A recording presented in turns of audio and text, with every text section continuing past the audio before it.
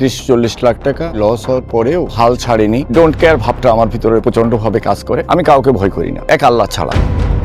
আমি ওই ব্যবসায় আবার আমি উঠে দাঁড়ানোর চেষ্টা করছি। অতটা সফল না হলেও আমি চলার মতো আমার আল্লাহ আমাকে সেই করে দিয়েছেন। হ্যাঁ, এই রেস্টুরেন্টটা হচ্ছে আমি আমার একজনকে ভাড়া দেওয়া ছিল।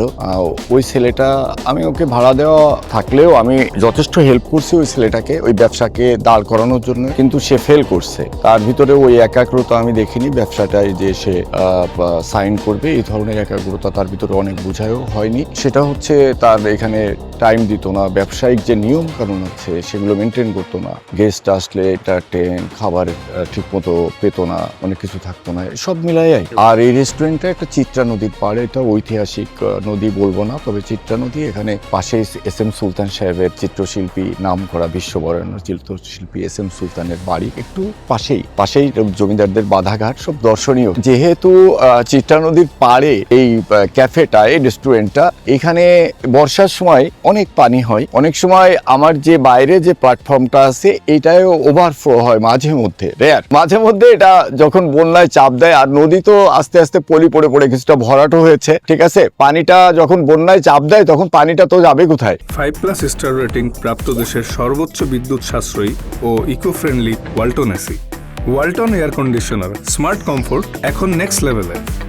ওই ওভারফ্লো হয়ে মাঝে মধ্যে এটা ওভারফ্লো হয়ে পানিটা চলে আসে আমার প্ল্যাটফর্মে। নদীর পাড়ে এখানে বসে মনোরম একটা পরিবেশ। আমি অনেক যারা গেস্ট আসেন এখানে খেতে, আমি তাদের সাথে কথা বলি, ওনারা একটা ভালো পরিবেশ পান। যেহেতু রেস্টুরেন্টটা একটু ভাসমান পানির সাথে, এখানে আপনার সব ধরনের ফিলই পাওয়া যায়, যেমন গাছ আছে, ফুল গাছ। তারপরে এই আমি সূর্যমুখী ফুলের সিজনে আমি পাশে সূর্যমুখী ফুলও লাগিয়েছিলাম, যেটা একটা আলাদা একটা এক্সট্রা লুক আসছিল তখন। সে ছবিগুলো আমার কাছে আছে। এখন সূর্যমুখী গাছগুলো মরে গেছে। যাই হোক, আমি চেষ্টা করছি এখানে একটা সুন্দর, তারপরেও আমি একটা সুন্দর পরিবেশ দেওয়ার আমার যতটুকু চেষ্টা, আমি সেই চেষ্টাটুকু করে যাচ্ছি। যে কে কি করলো, কে কি করতেছে, কে কি ভালো করতেছে, ওইটা না দেখে আমি নিজে ভালো করব, নিজে ভালোটা দেওয়ার, সেরাটা দেওয়ার চেষ্টা করব। আমি খাবারের, এখানে মানুষ এসে খেতে একটা পরিবেশ তারা অবশ্যই আশা করে। আমি চেষ্টা করতেছি এখানে খাবারের মানটা এবং পরিবেশটা ধরে রাখার। তবে আমি আল্লাহ আমাকে যতটুকু আমি চেষ্টা করতেছি, এখন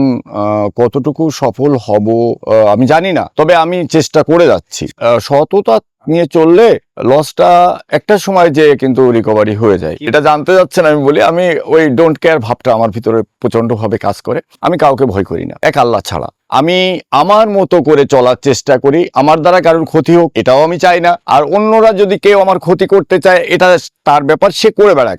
আমি সেফ থাকার চেষ্টা করব, এটুকুই আমার এটা আমি আমার ছোটবেলার থেকেই এটা আল্লাহ আমাকে, আমার 65 অনগোয়িং বয়স, 65 চলতেছে। আল্লাহ আমাকে কয়দিন হায়াত রাখছেন জানি না, তবে ওনার উপর আমার অগাধ বিশ্বাস। আমার কষ্ট হচ্ছে অনেক চলতে, সংসার চালাতে, সৎভাবে থাকতে, যে তবে আমি মানসিকভাবে অনেক ভালো আছি। আমি চেষ্টা করতেছি, আমি কষ্ট করতেছি, আমি শ্রম দিচ্ছি, আমি মানে ভালো সেবাটা দেওয়ার চেষ্টা করতেছি, চলতেছে, আল্লাহ চালায় নিচ্ছেন, ব্যাস।